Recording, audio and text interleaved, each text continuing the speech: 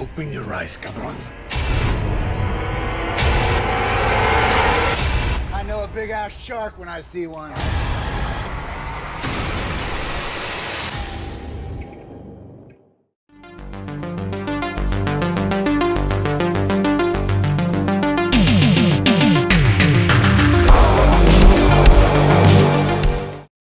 We are talking The Black Demon, directed by Adrian Grünberg. Grünberg, you may know as the director of the last Rambo movie, Rambo Last Blood.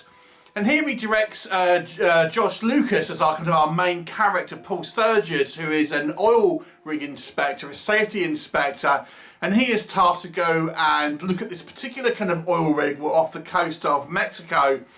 And he brings his family along to kind of like a work vacation. And when he's there, he finds the kind of the local kind of town more or less deserted. Even worse, when he gets onto the oil rig, there only seems to be 2 people there.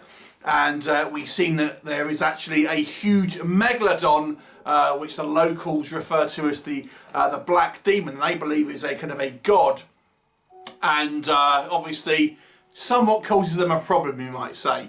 What will happen? You'll have to watch the movie and find out. So, what do you want from a giant shark movie? Let me ask you, is it a creature feature? Well, that's not what you're getting with this one. Oh no, you don't want a creature feature. Giant shark movie? Nah, you don't want a creature feature. What you actually want is a heavy-handed ecological message which is hitting you over the head again. And again and again, and telling you that man is the real monster and human greed ultimately is the true evil of the world. And if that's not enough for you, don't worry. We've got plenty of people arguing in rooms. Sounds good, doesn't it? Oh yeah, there's a couple of scenes of CGI shark as well. So yeah, this movie was not quite what I was expecting. So a relatively medium budget movie, you know, oh great, you know, Megalodon, done right. The Meg had a crack, it was okay. Let's see what Black Demon can do. Can it do anything right? So let's discuss. Okay, so, you know, it's a higher budget movie than a lot of shark films that you've seen. You know, it's a medium budget film.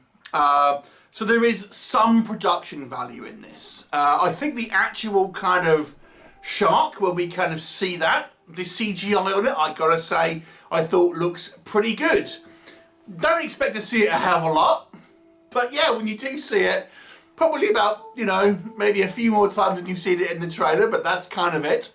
But yeah, when you do see it, yeah, it looks pretty good. And I will say there is some interesting kind of underwater photography. I mean, I think a lot of it is on green screen or in a kind of a water tank.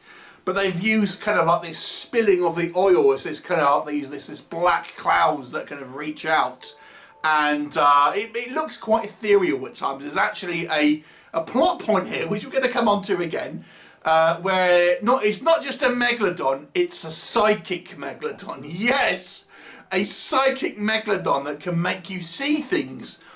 As silly as that sounds, I will say there are a couple of kind of visually kind of striking sequences that involve kind of hallucinations. We see like kind of people in the water just surrounded by severed limbs. Probably the most like horror kind of it ever gets with this particular movie. But there's also a couple of sequences at the beginning where it almost looks like it's kind of like bathed in light and things like that. So it looks very ethereal.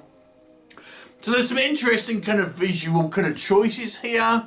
And, you know, obviously, if you are very much into the green message, you know, I'm not saying I'm opposed to it, but you're going to love it because it's telling you and telling you and telling you that the greed of corporations and man's kind of apathy towards kind of like the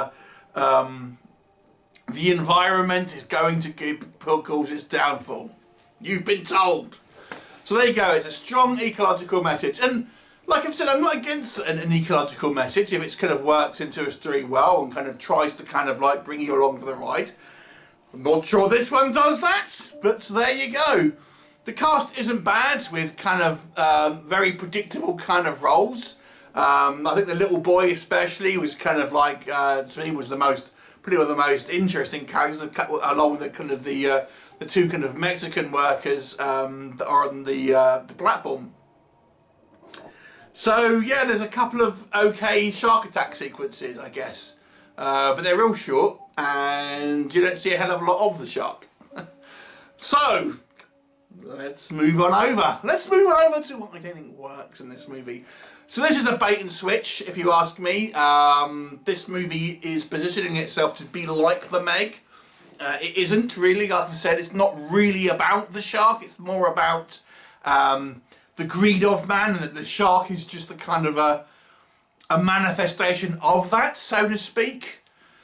We really don't see a lot of the shark. I mean, literally the trailer will show you most of the scenes that have the shark in it. There's not a lot else in there.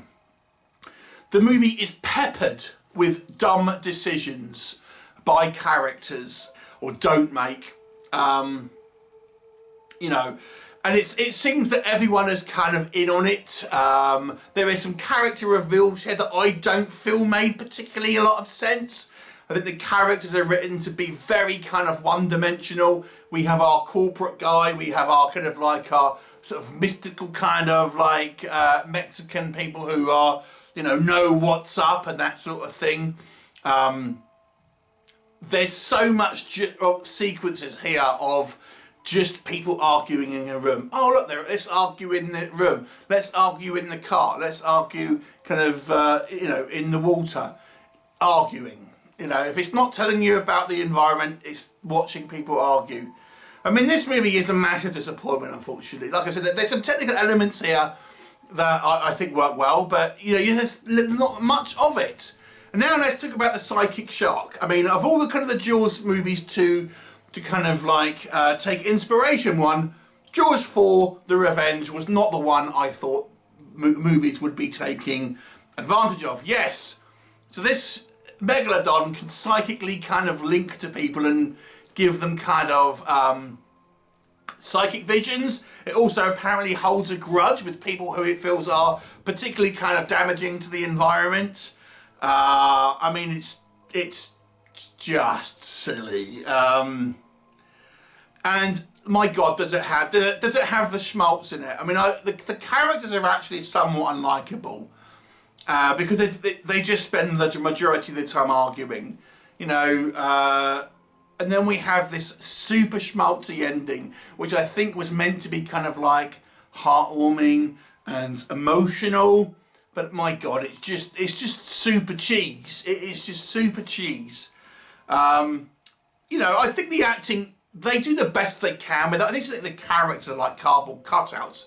I don't necessarily think the acting is bad, although I suspect some people might say that, but I don't think that's true. The acting isn't bad. It's just like the characters are really kind of paper thin, really have very little kind of realism behind them. I don't think the dialogue is kind of particularly kind of realistic. Like I've said, I don't want to give plot point away, but we have this kind of like reveal towards the end of the movie about our main character played by Josh Lucas. It's like, you know, it kind of goes against how he's played it the rest of the film, is all I'll say.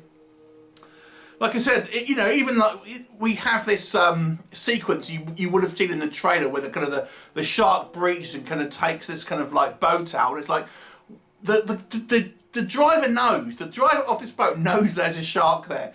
Why did he go out there? Because the movie needs a sequence like that to put in the trailer. Doesn't make any logical sense. I mean, this kind of like this boat driver, you know, he kind of, he's like a minor character. He'll just go out on his own so he can kind of get eaten. Doesn't make any sense. Yeah, it's on a technical level, you know, there's some good stuff here. There's some spectacle, but not a lot of it. The ecological message isn't a bad thing necessarily, but it's just I feel like very, very kind of like hitting you over the head with it. And there's way less shark and there's way less shark-centric kind of like plot points in it almost as well than you're going to expect. Overall, this is a disappointing movie for me. I don't think it's terrible. It isn't the worst shark movie we've ever seen. I'm going to give it a 4 out of 10 though, a below average mark in my estimation.